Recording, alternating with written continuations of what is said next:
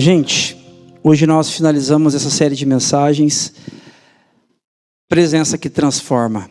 Eu não sei se você está aqui hoje pela primeira vez, se você acompanhou essa série desde o começo, se você perdeu um dia ou outro. Mas durante essa série nós conversamos sobre o fato de que na sabedoria bíblica nós percebemos que Deus, ele não é um Deus distante e ele não é um Deus revelado a partir de um discurso, por mais que seja bonito.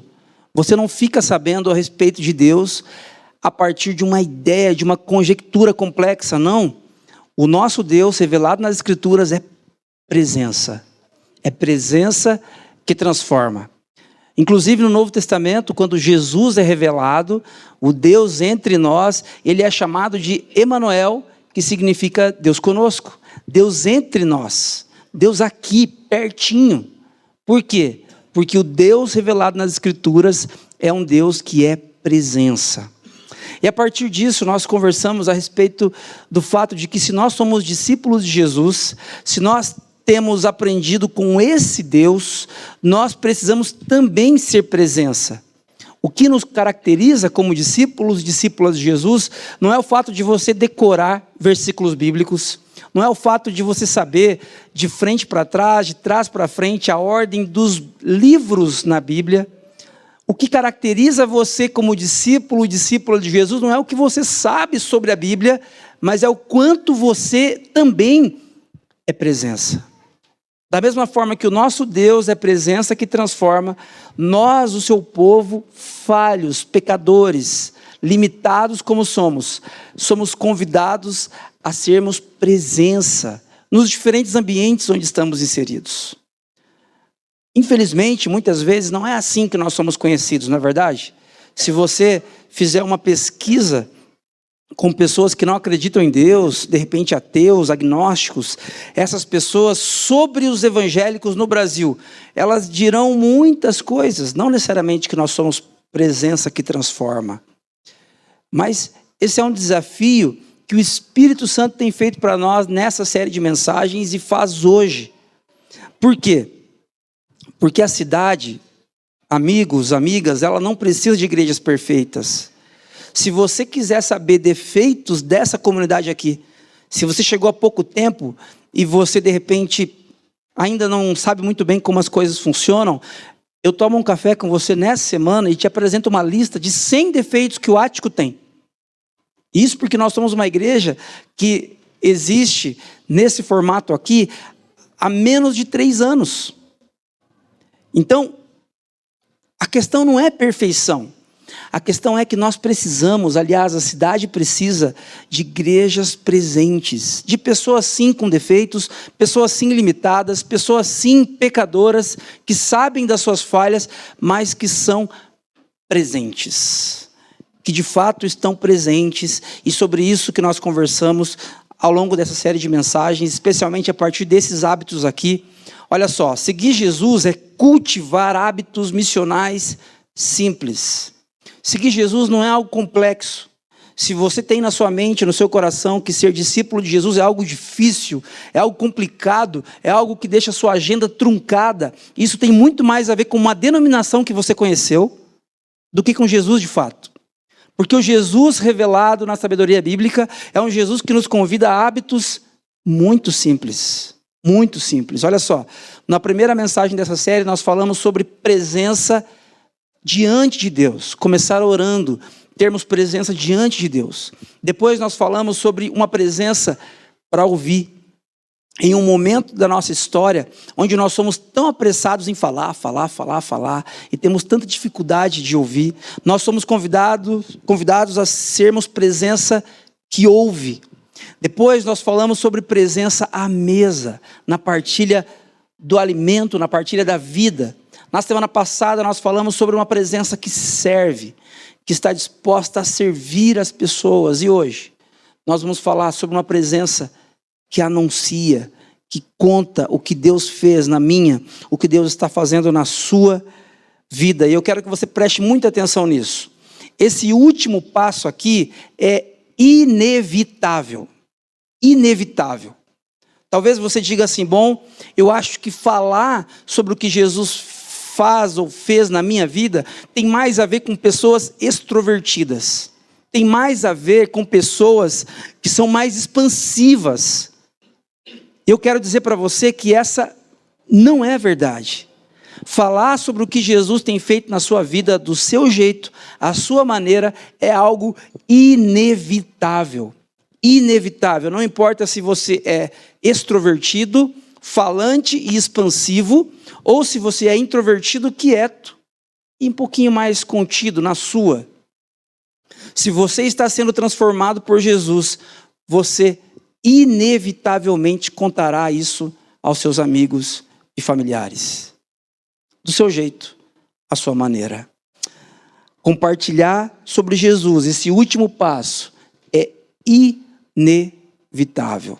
Se você não compartilha, não conta a sua história para os seus amigos, para os seus familiares, a respeito do que Jesus tem feito na sua vida, eu quero desafiar você a repensar isso nessa manhã. Talvez você tenha isso já muito bem definido na sua cabeça. Não, quem fala sobre Jesus é o pastor, é o líder da música e são as pessoas mais extrovertidas. Isso aí não é para mim. Eu quero convidar você nessa manhã a abrir esse assunto de novo. Abrir esse assunto de novo. Não, vamos repensar sobre isso de novo, à luz da Bíblia e não à luz da nossa opinião. Olha só, contar histórias é uma arte, não é verdade? Uma pessoa que sabe contar histórias, ela nos cativa. Como é gostoso você conversar com uma pessoa que tem muitas histórias para contar e que sabe contar histórias. É muito bom ouvir histórias de um bom contador, explicando personagens, anunciando o cenário, enredo. Eu tenho um tio-avô, já falecido, o nome dele era João Maria, mas ele era conhecido como Tio Jango. E o Tio Jango, ele morava na cidade de Astorga, no norte do Paraná. E de tempos em tempos ele pegava o seu carro sozinho, com mais de 80 anos já, e ele ia para Sengés, para a minha cidade. Ele ia sozinho, a uma distância razoável aí de 350 quilômetros talvez. E eu lembro que ele chegava e a gente ia ter um lanche ali no final da tarde, começo da noite, ao redor da mesa. E todo mundo conversando, tal, de repente as atenções se voltavam para o Tio Jango. E eu e minhas irmãs, a gente ficava completamente preso às histórias que o tio contava. E eram histórias para adulto. Eram histórias que ele estava contando e conversando com os meus pais, com os meus tios que estavam ali. Mas ele conseguia também prender a atenção das crianças, que naquele contexto eu tinha 8, 9, 10 anos. Minhas irmãs um pouco menos, um pouco mais. Por quê? Porque o Tio Jango era um excelente contador de histórias. Você conhece um bom contador de histórias? Eu conheço vários bons contadores de histórias. Talvez você conclua que você não é um bom contador de histórias. Talvez você conclua que contar histórias é uma arte e dessa arte você não tem conhecimento. Mas eu quero dizer para você que tem uma história que não existe pessoa melhor do que você para contar.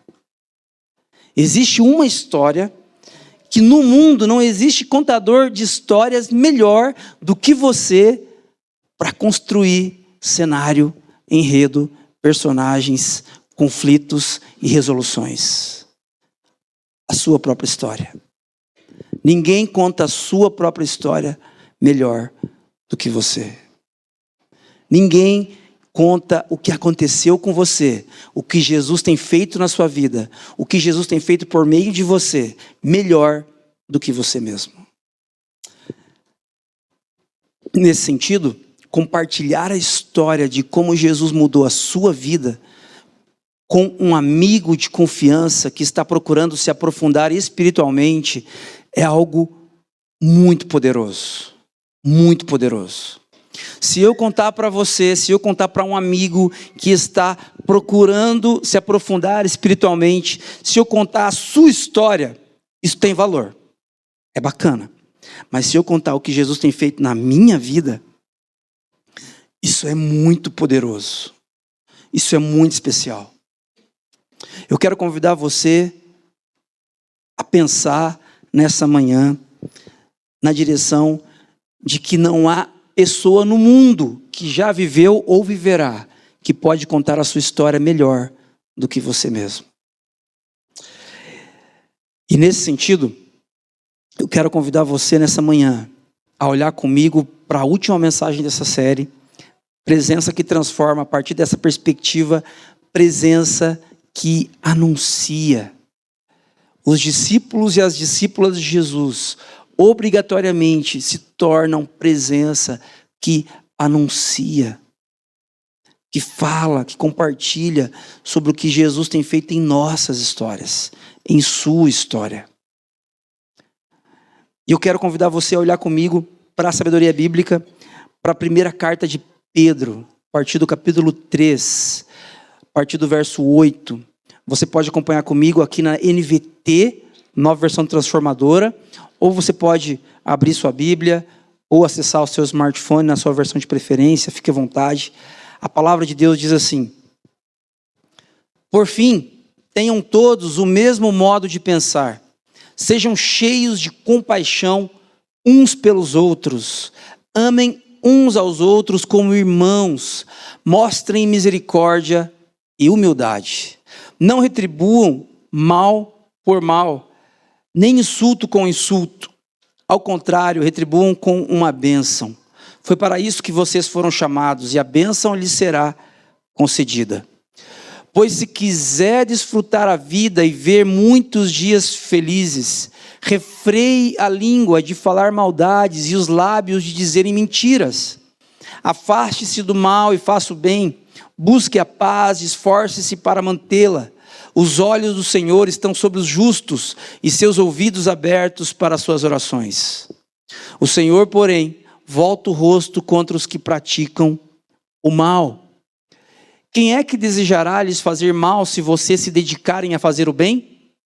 Mas, ainda que sofram por fazer o que é certo, vocês serão abençoados.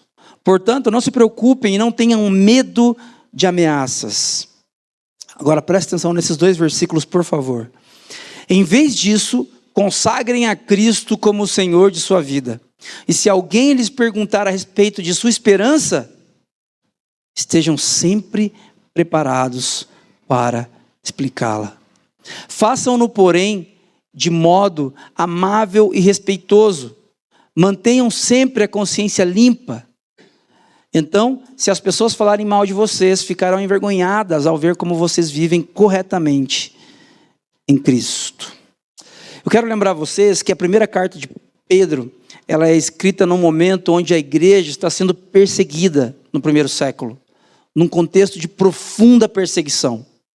Os discípulos e discípulas de Jesus estão sofrendo, eles estão vivendo o momento mais tenso desde que Jesus morreu e ressuscitou.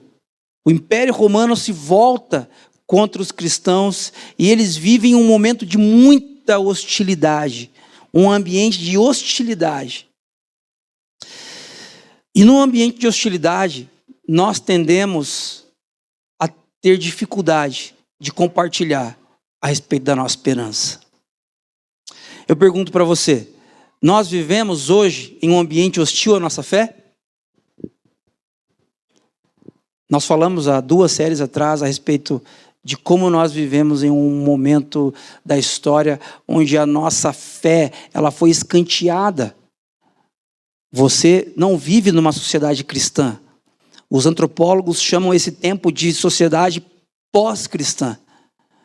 Os valores cristãos não norteiam necessariamente mais a nossa sociedade.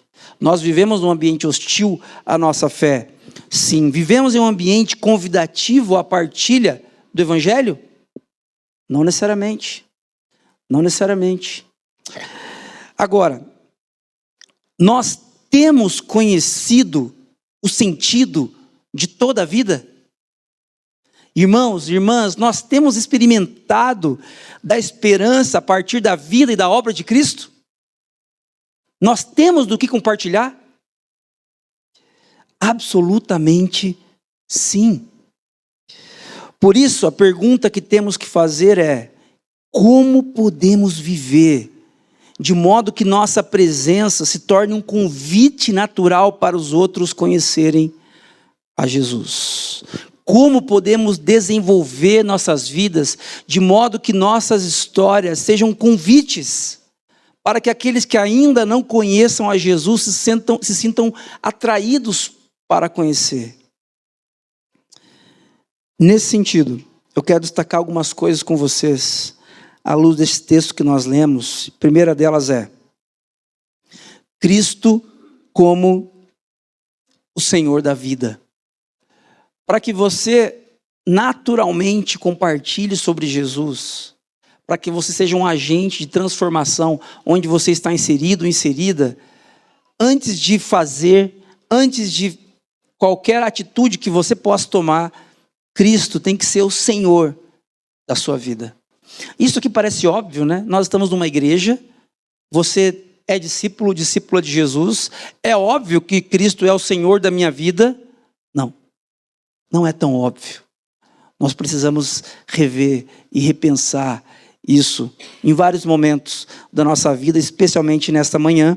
Eu quero lembrar vocês aqui que Pedro faz 3 alertas para as pessoas a quem ele está escrevendo a sua carta. No verso 9, e 3 alertas, gente, negativos, né, do que não fazer.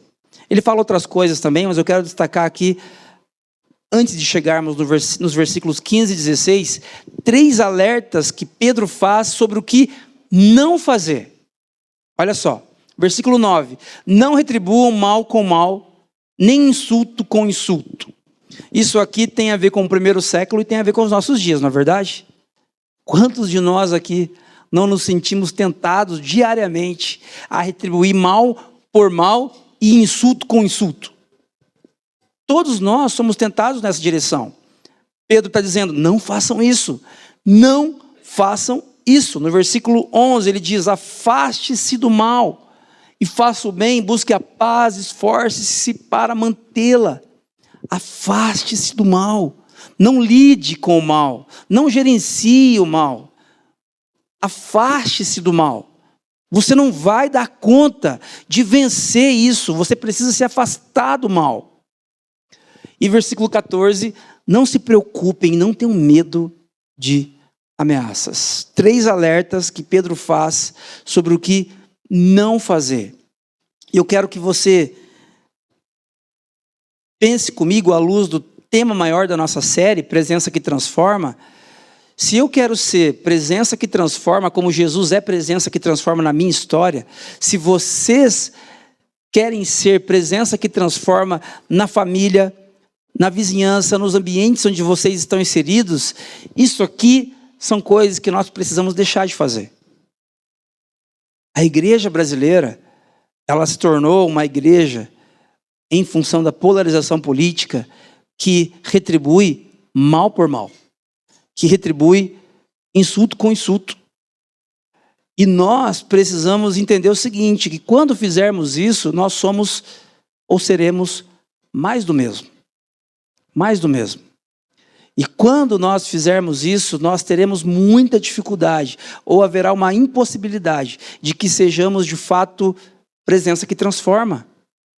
Nós teremos simplesmente um bando de religiosos conhecidos por retribuírem mal por mal, insulto com insulto.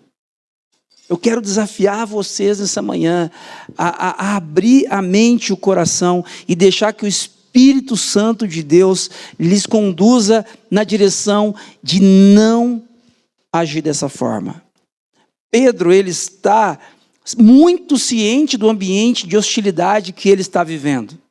Às vezes eu converso com alguns amigos, discípulas de Jesus, e essas pessoas dizem assim, não, Carlos, mas você não tem noção, o momento que nós estamos vivendo, politicamente, economicamente falando, é tão difícil que nós precisamos nos posicionar. Nós precisamos também retribuir, não dá para deixar como está. Porque o ambiente que nós estamos vivendo, Carlos, é absolutamente hostil. O ambiente de Pedro, no qual ele escreve essa carta, também é absolutamente hostil. Um ambiente extremamente difícil. O Império Romano é injusto, é opressor e é maligno. O que Pedro instiga, guia os discípulos e discípulas de Jesus a fazerem naquele tempo? Não retribuam mal por mal, nem insulto com insulto. Afastem-se do mal e busquem a paz. Não se preocupem, não tenham medo de ameaças. Em vez disso, ele diz, em vez disso, e é aqui que eu quero gastar tempo nessa manhã, consagrem a Cristo como Senhor de sua vida. Muitas vezes, irmãos e irmãs, nós estamos deixando de consagrar a Cristo como Senhor de nossas vidas e estamos nos preocupando com o que Pedro diz para não nos preocuparmos. A gente inverte a lógica. A gente retribui mal por mal, insulto com insulto. A gente não busca a paz. A gente fica com medo das ameaças, medo do que pode acontecer no futuro. Pedro está dizendo, não se preocupem com isso. Em vez disso, consagrem a Cristo como Senhor de sua vida. A palavra aqui, consagrar, é uma palavra do grego agiazo, que está aqui no tempo verbal imperativo, ou seja, é uma ordem. É uma ordem que Pedro está dando para os seus leitores ou ouvintes. É uma ordem que o Espírito Santo está dando para nós nessa manhã. Não é opcional. Consagrem a Cristo, separar, reconhecer como único, dar lugar de honra. Consagrem a Cristo como o Senhor de sua vida. Irmãos, nesse momento que nós vivemos da história, você não vai ser necessariamente ridicularizado por ser cristão, porque nós vivemos uma sociedade pluralista, relativista, e está tudo bem você ter a sua fé em quem você quiser ter. Porém, consagrar Cristo de fato como Senhor de nossa vida é algo completamente diferente de ter uma religião ou de pertencer a uma comunidade cristã. Eu quero desafiar você aqui nessa manhã a olhar para essas palavras de Pedro e repensar a forma como você tem gerido a sua espiritualidade. Consagre Cristo como o Senhor de sua vida, separe, reconheça Cristo como único e dê a Cristo um lugar de honra na sua história. A palavra aqui, Senhor, ela tinha a ver com o Kyrios, que na sociedade daquele tempo, no Império Romano, uma casa, um núcleo familiar tinha um Kyrios. E esse Kyrios, ele mandava na casa. E a palavra que é usada aqui por Pedro, que é traduzida como Senhor, é Kyrios. Havia um Senhor naquela casa, haveriam escravos, haveriam inúmeras pessoas, várias famílias, de repente, morando no mesmo ambiente. Um Kyrios. Esse Kyrios mandava. Ele tinha autoridade sobre aquela casa, sobre o que comprar, sobre o que não comprar, sobre de que forma essa casa seria gerida.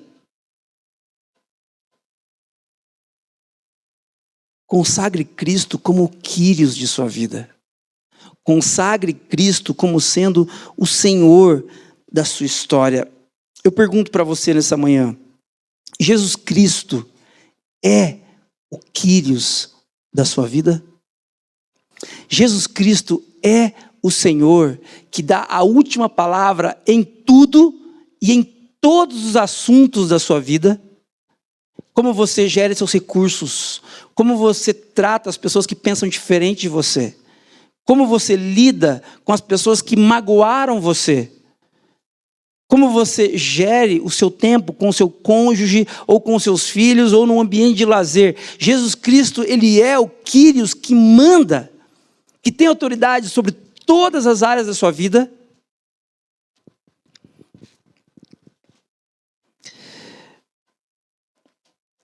Jesus ocupa o trono do seu coração? Se Ele é Senhor em você, naturalmente será anunciado por você. Se Jesus, Ele é o Kyrios na sua história, naturalmente você vai compartilhar sobre o que Ele tem feito na sua vida diante dos seus amigos e familiares. Irmãos, irmãs, você não precisa ser uma pessoa que conhece a Bíblia de capa a capa. Está tudo bem se você não sabe a ordem dos livros e não entendeu muito bem a diferença do Antigo e do Novo Testamento. Essa não é a questão. Se você é introvertido ou extrovertido, está tudo bem. Se você é mais falante, menos falante, está tudo bem. Se você é discípulo de Jesus há 30 anos ou há 30 dias, está tudo bem. Mas se você consagrar Jesus como o Quírios, o Senhor do seu coração, da sua mente, naturalmente, à sua maneira, você vai compartilhar com seus amigos e familiares o que tem acontecido na sua história. E ninguém sabe contar a sua história melhor do que você. Ainda, eu quero destacar com vocês que compartilhar exige preparo e disposição. Falar sobre Jesus no dia a dia, de segunda a segunda, no cotidiano onde você trabalha, exige de você preparo e disposição. Em que sentido? Olha só. Pedro diz, se alguém lhes perguntar a respeito da sua esperança, estejam sempre preparados para explicá-la. Eu acho interessante Pedro usar a expressão esperança aqui. Ele poderia dizer, se alguém lhes perguntar a respeito de sua convicção, a respeito do que você tem como fundamentos da sua fé. Mas ele usa essa palavra tão bela. Nós não estamos presos ao sofrimento, nós não estamos presos às injustiças, nós não estamos presos às doenças, ao luto, nós não estamos presos a nada que nos traga sofrimento. Nós temos uma esperança de que tudo vai ficar bem por causa de Jesus. Se alguém lhes perguntar a respeito dessa esperança, estejam sempre preparados para explicá-la.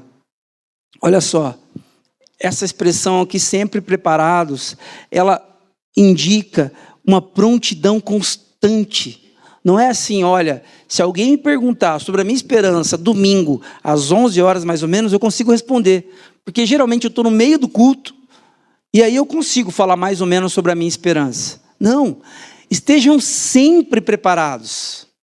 Quarta-feira, às 9h30 da noite, estejam preparados. Segunda-feira, às 6h30 da manhã, quando toca o despertador, estejam preparados. Sextou, 18 horas, estejam preparados. Sábado à noite, 20 horas, estejam preparados, sempre preparados para explicá-la. A palavra aqui para explicação é apologia. A palavra que nós usamos também, fazer apologia a algo, é fazer uma defesa, é ter uma explicação razoável da nossa fé. Eu quero desafiar você nessa manhã a pensar a respeito de como Jesus tem alcançado a sua vida. Eu gosto de pensar em 3 coisas quando eu quero contar a minha história para alguém. Quem eu era, como eu conheci Jesus e o que Jesus tem feito na minha vida. Comece a pensar, eu quero desafiar você de forma muito prática. Todos vocês têm relacionamentos aqui que são muito mais abrangentes do que essa comunidade. Quantas pessoas nós temos aqui nessa manhã? Mais do que 100 adultos. Nós, mais do que 100 adultos, nós compartilhamos, nós nos conectamos com quantas pessoas ao longo da semana? É muita gente. Você que é jovem, você de repente está na universidade, você está no ambiente de trabalho, se conectando com muita gente, saindo à noite para comer com vários amigos e você se conecta com muita gente. Você, de repente, que está na melhor fase da vida, na melhor idade, idoso, idosa, você tem os seus amigos também, você tem os seus vizinhos, todos nós aqui nos conectamos, de alguma forma. Estejam sempre preparados para explicar o que Jesus tem feito, não na Bíblia, não na vida de Moisés, não na vida de Davi necessariamente, na sua vida. Na sua vida, olha, eu era mentiroso, Aí Jesus me encontrou e agora eu estou num processo de deixar de ser mentiroso. Eu era um glutão, eu comia demais. Aí eu conheci Jesus e eu descobri que a minha satisfação não precisava mais estar nos alimentos, ela poderia estar em Cristo. E agora eu estou reorganizando a minha vida também ao redor da mesa. Eu era uma pessoa que gastava demais, eu era uma pessoa que não conseguia gerir os meus recursos adequadamente, eu conhecia Jesus, ele mudou a minha maneira de pensar e agora até sobra um pouquinho. Você sabe contar a sua história? Do que Jesus fez e tem feito na sua vida especificamente? Na sua história? Com o seu CPF? Com as suas digitais? Esteja sempre pronto para explicar a razão da sua esperança. Sempre pronto para explicar a razão da sua esperança, e para isso você precisa minimamente se preparar. Não é um preparo do tipo um curso. Não. É pensar quem eu era, o que Jesus tem feito na minha vida e o que está acontecendo daqui em diante. Está tudo bem? Não, não está tudo bem. Agora eu sou perfeito, agora eu tenho uma vida perfeita porque Jesus me encontrou. Nós sabemos que não é assim, mas nós sabemos que a presença dele nos cura e nos leva a uma vida com significado, mesmo diante de circunstâncias adversas, mesmo diante de ambientes hostis. O evangelho, irmãos e irmãs, ganha força quando contado em primeira pessoa. Em primeira pessoa. O que Cristo fez em mim. Pense nisso. Pense nisso. O que Cristo fez em você, que você pode contar, que você pode abrir para as pessoas que trabalham com você. Quantas pessoas trabalham com você? Pensa aí. Com quantos vizinhos você se conecta durante uma semana? Você é responsável em algum departamento, ou você é o empresário que tem pessoas que estão subordinadas a você? Que ouviriam você caso você falasse na direção delas? Pense, meus irmãos, minhas irmãs, pensem nessa manhã de que ser igreja não é estar aqui aos domingos. Se você acha que ser igreja é essa reunião que nós temos aqui dominicalmente, que é maravilhosa, eu amo estar aqui. Isso aqui é maravilhoso, isso aqui é capacitação do Espírito Santo, mas é capacitação para que a gente vá em missão, contar para as pessoas o que Jesus tem feito em nós. Ah, mas Carlos, eu sou imperfeito, eu sou pecador. Não, esse não é o problema, esse não é o caso. Se você é pecador, se você é pecadora, é sinal que você é humano. Todos nós somos falhos. Mas todos nós temos sido alcançados pela graça de Jesus Cristo. Se você tem algo para contar, compartilhe com seus amigos e com suas amigas. Não guarde isso para você, porque não é essa a ideia. A graça é um presente que deve passar por você e por meio de você alcançar outras pessoas que ainda não conhecem a Jesus. Quem eu era, como eu conheci Jesus e o que mudou desde então. Sobre isso, o pastor Timothy Keller, pastor norte-americano, falecido recentemente, diz o seguinte: evangelizar não é impor uma verdade. Não é impor uma verdade, mas explicar com humildade e clareza a razão pela qual essa verdade mudou tudo em nós. Olha, gente, presta atenção nisso. Evangelizar não é impor uma verdade, vocês têm que acreditar assim, Jesus é isso, Jesus é aquilo, não. É explicar com humildade e clareza a razão pela qual essa verdade mudou tudo aqui, em nós. E ele continua. Quando a gente olha para nossas vidas, eu quero desafiar você a olhar para essa sequência do que ele diz. Quando o evangelho se torna centro da nossa história pessoal, não precisamos forçar conversas, uma vez que as oportunidades surgem naturalmente. De novo, irmãos e irmãs, em uma semana, 7 dias, você almoça todos os dias na sua casa? Ou algum dia você almoça em algum ambiente com uma outra pessoa que não é da sua família sentada na sua frente? Todos os dias você se conecta com pessoas que não conhecem a Jesus. Eu quero desafiar você nessa manhã a não forçar conversas. Olha, eu vou te falar um negócio. Jesus te ama, Ele tem um propósito na sua vida. Deixa eu te contar aqui o plano de salvação aqui em 5 minutos. Não. Mas você pode contar o que Jesus tem feito na sua história, na sua vida. Porque essas oportunidades, elas já surgem naturalmente, só que a gente não percebe. Porque a gente está com o disjuntor desligado. Sabe, você desliga o botão e você fala, eu tô só vivendo aqui, deixa, eu não quero falar de Jesus para ninguém aqui. Isso acontece, gente?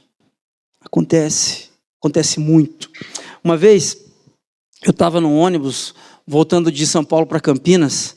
Eu fazia uma pós em São Paulo, eu ia às quartas e sextas, e eu passava o dia todo em São Paulo e voltava no ônibus para Campinas, chegava em casa 10 horas da noite, muito cansado. E na sexta-feira, eu estava muito cansado, eu entrei no ônibus em São Paulo, e eu sentei assim e fiquei ali, querendo simplesmente dormir, queria ficar quieto, não queria pensar, não queria falar com ninguém. E naquele momento, sentou um senhor do meu lado, e eu estava com um livro, e ele perguntou assim, o que você está lendo? Aí eu falei, puxa, eu vou ter que conversar, né? Estou tão cansado. Hoje não, pelo amor de Deus. Aí eu falei, é um livro aqui, ó, assim, assado, tal, estou lendo esse livro.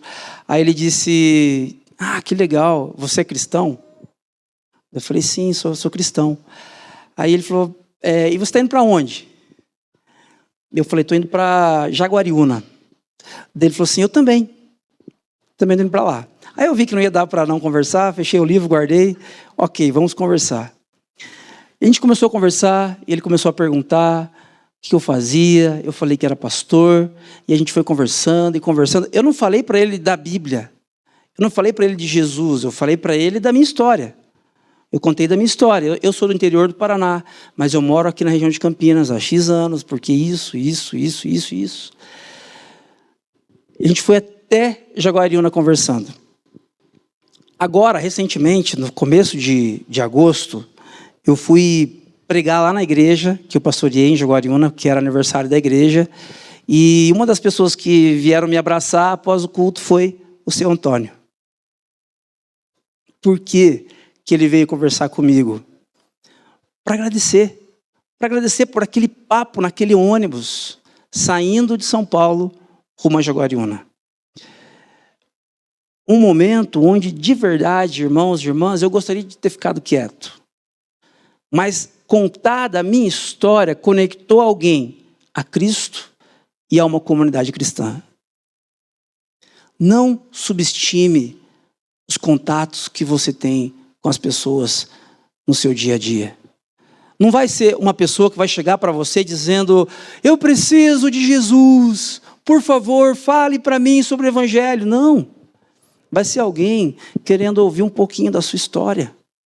Esteja atento, porque essas oportunidades surgem naturalmente, quando você está afim e quando você não está afim de contar. Uma terceira coisa que eu queria destacar com vocês é, compartilhar deve ser feito com mansidão e respeito. Isso aqui deveria ser óbvio, né? A gente nem precisaria falar disso aqui. Mas Pedro precisou falar disso. Então não deve ser tão óbvio assim. Porque talvez nós tenhamos a habilidade de querer impor goela abaixo as coisas nas quais nós acreditamos. E olha só o que Pedro fala ali na sequência, no verso 16. Façam-no. Fazer o quê, gente? Ele está falando de compartilhar da esperança. Está sempre atento, né, pronto para compartilhar da esperança e explicar a razão da sua fé. Mas façam-no, porém, de modo amável e respeitoso. Mantenham sempre a consciência limpa. Então, se as pessoas falarem mal de vocês, ficarão envergonhadas ao ver como vocês vivem corretamente em Cristo. Olha só, a palavra aqui amável, a palavra respeitoso, elas precisam ser olhadas com muito carinho. A palavra amável, ela significa força controlada. Olha só, essa palavra poderia ser traduzida como força controlada, postura humilde. Você tem nas suas mãos, no seu coração, na sua mente, a informação mais preciosa, mais bombástica da história da humanidade. Jesus, ele viveu uma vida sem pecados, ele é o Filho de Deus que morreu e ressuscitou 3 dias depois. Essa informação é uma bomba. Mas como você vai contar do que esse Jesus tem feito na sua história, precisa ser de modo amável. Não é simplesmente o que você fala, é como você fala. Força controlada, postura humilde e ainda respeitoso, com temor, com reverência, com respeito. A palavra para respeitoso ali é phobos, que dá origem à expressãozinha que nós usamos, fobia. Mas não é no sentido de medo, não. É no sentido de temor, de reverência. Quando você for compartilhar da sua história com um colega de trabalho, com um vizinho, com um amigo, com um familiar, faça isso de modo amável. Se essa pessoa discorda de você em alguns assuntos, politicamente, economicamente, faça isso de modo amável. E com temor, porque você não está falando de qualquer coisa, você está falando de Jesus.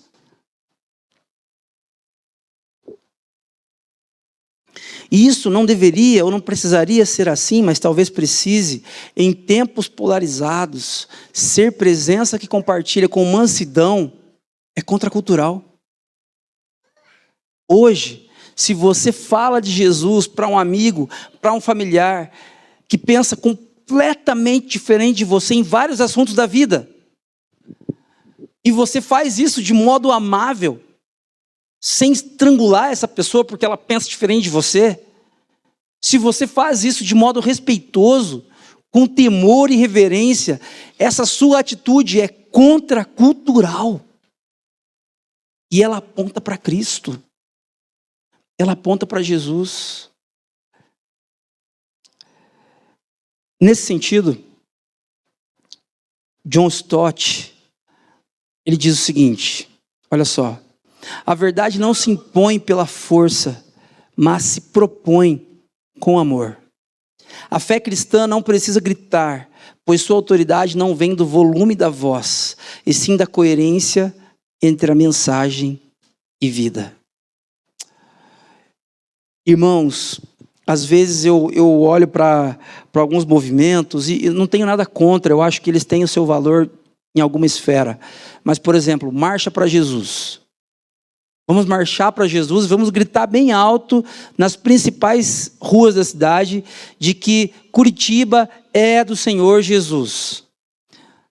Tem algum valor isso, mas não é isso que compartilha sobre Jesus com seus amigos e familiares. Eles não ouvem gritos nas ruas. Ainda que você esteja com um megafone. Atenção, Curitiba é do Senhor Jesus. Ninguém está ouvindo isso. O que as pessoas querem ouvir ou ouvirão é a coerência entre mensagem e vida. É você, mesmo tendo a maior notícia de todas, você ter paciência para conversar, para compartilhar com seus amigos e familiares e fazer isso num tempo correto, de forma respeitosa, de forma mansa e amorosa.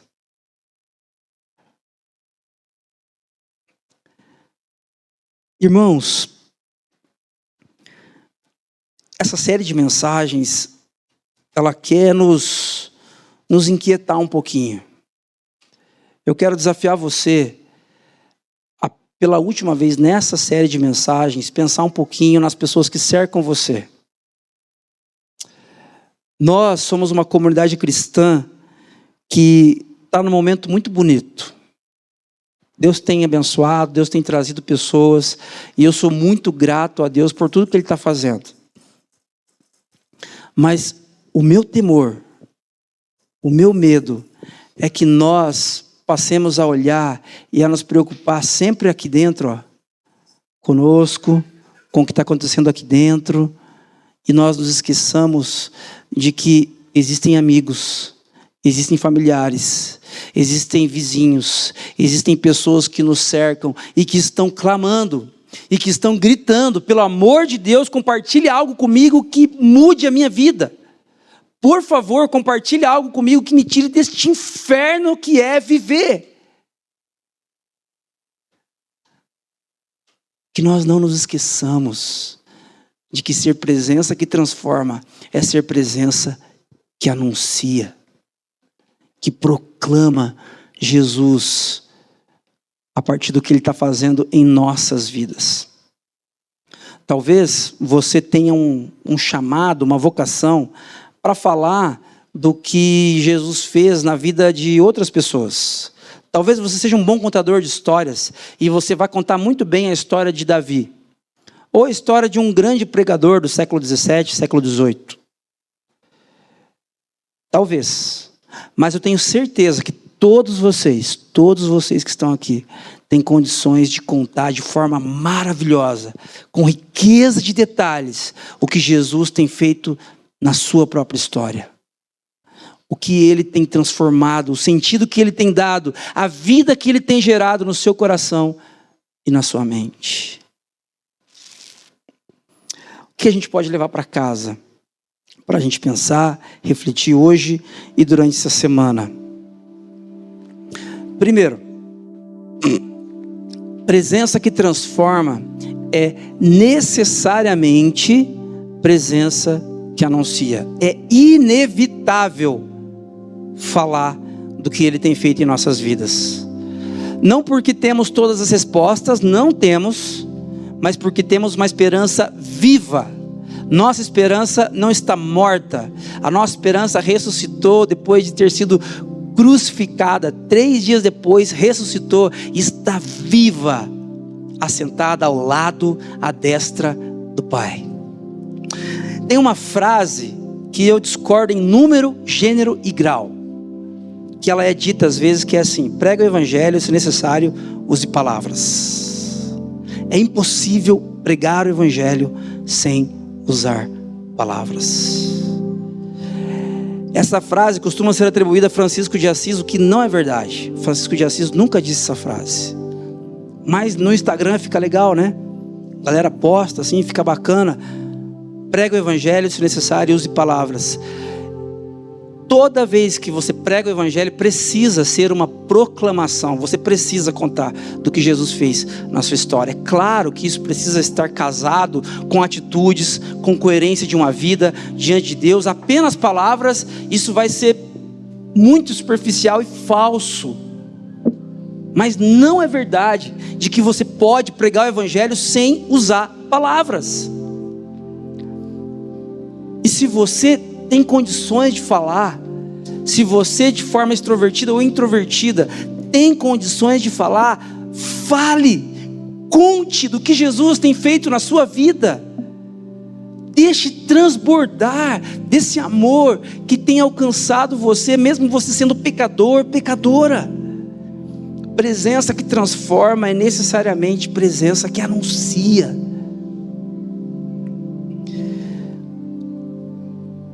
Consagre Cristo como Senhor de toda a sua vida.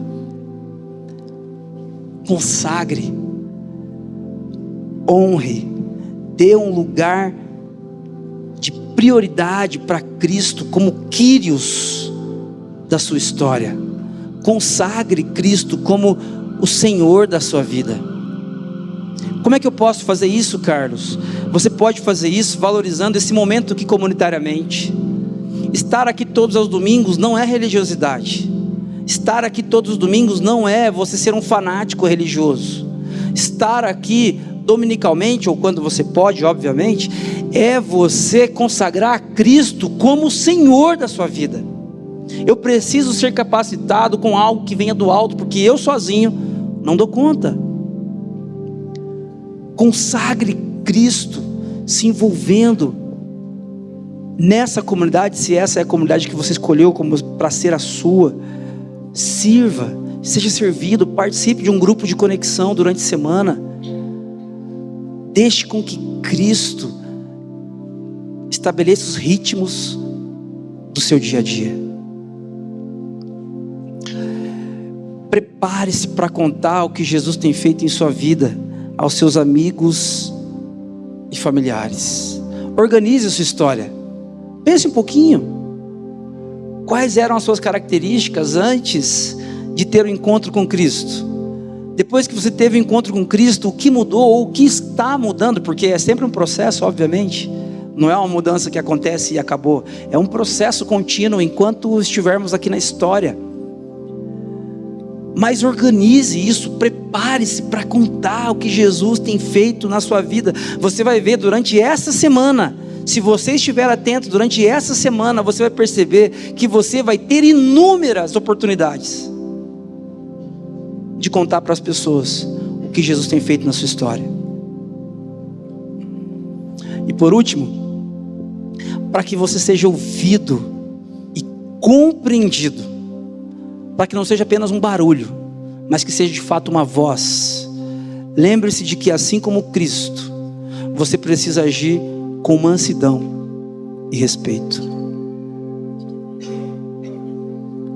Você precisa agir com mansidão e respeito. Não é só sobre o que nós temos para dizer, é sobre como nós vamos dizer o que temos para dizer. Feche seus olhos, gostaria de orar com você. Deus de infinita graça, obrigado, Senhor, por essas reflexões ao longo dessas 5 semanas. Obrigado porque o Senhor é presença, é vida presente que nos transforma. Nessa manhã, Deus, nós queremos pedir mais uma vez que o Senhor nos ajude a ser também presença que transforma nos lugares onde estamos inseridos. Deus, nós somos uma igreja que está engatinhando, se estruturando como igreja aqui nessa cidade. Nós não queremos, Deus, nós não queremos ser uma igreja que vive fundamentada em ideias, em conjecturas, em discursos. Ajuda-nos, Pai, a ser presença que transforma. Envia-nos, Deus, capacitados pelo Teu Espírito Santo, para que possamos anunciar o que o Senhor Jesus tem feito em nossas histórias. Espírito Santo de Deus, nós já dizemos aqui de antemão, nós não conseguimos sozinhos. Faltam palavras, falta coragem, falta atitude, falta vontade, falta tudo. Nós somos pecadores demais. Mas Espírito Santo de Deus, capacita-nos nessa manhã e envia-nos com mansidão e respeito, e prepara-nos para que possamos contar as nossas histórias, e que o Seu Espírito Santo transforme outras histórias para a glória do Senhor, para o bem da nossa cidade. Amém.